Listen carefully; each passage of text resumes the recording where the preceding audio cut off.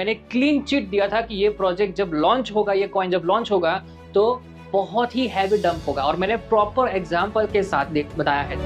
ऐसे ऐसे लोग हैं जिनके 1 लाख से लेके 2-2, 3-3 करोड़ तक की पूरी टीम का बिजनेस था, और वो सारा का सारा अभी जीरो हो चुका है।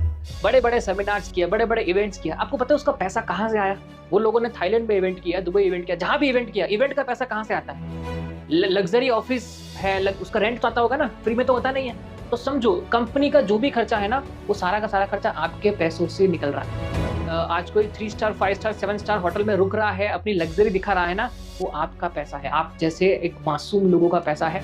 मैं कहता हूँ आप जैसे ना समझ लोगों का पैसा है कि मना करने के बावजूद भी आपको पता है कि ऐसे कॉन्सेप्ट लॉन्ग टाइम नहीं चलते, उसमें आप लाखों करोड़ रुपए इन्वेस्ट करते हो, और फिर जब लॉस होता है तो आप लोग ही ब्लेम करते हो कि ये इंडस्ट्री ऐसी है, ये लोग ऐसे हैं। बट गलती आपकी है, पैसा आपकी जेब में था, आपने अपनी जेब से लोगों को दिया है, ऐसे स्कैमर्स को दिया।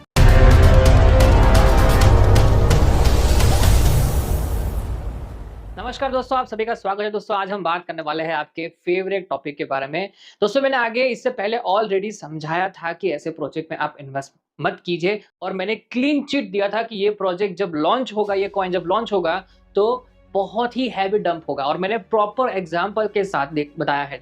मेरा ये चैनल है, आप चैनल पे जाके भी देख सकते हो। चैनल पे मैंने क्लियरली समझाया हुआ है इस वीडियो के अंदर कि किस तरह से ऐसे प्रोजेक्ट्स बंद होते हैं, और ये कैसे एक कॉइन से दूसरे कॉइन, दूसरे कॉइन से तीसरे कॉइन, और तीसरे से चौथे कॉइन 1 बाय 1 लॉन्च करके आप ही का पैसा एक बार नहीं 4-4 बार आपके पास से लेते हैं।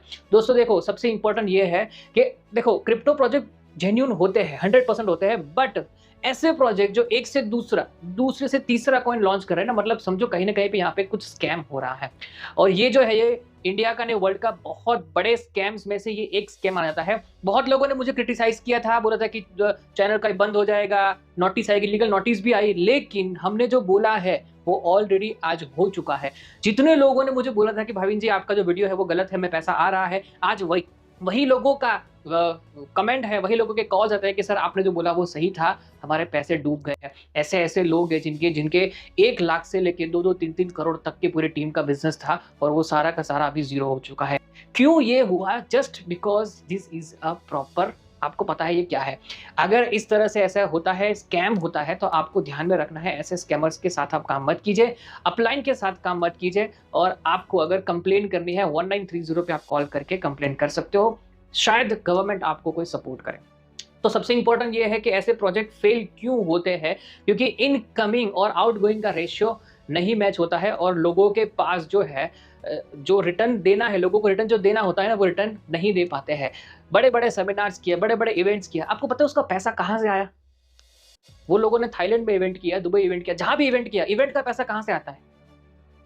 लग्जरी ऑफिस है, उसका रेंट तो आता होगा ना, फ्री में तो होता नहीं है। तो समझो, कंपनी का जो भी खर्चा है ना, वो सारा का सारा खर्चा आपके पैसों से निकल रहा है।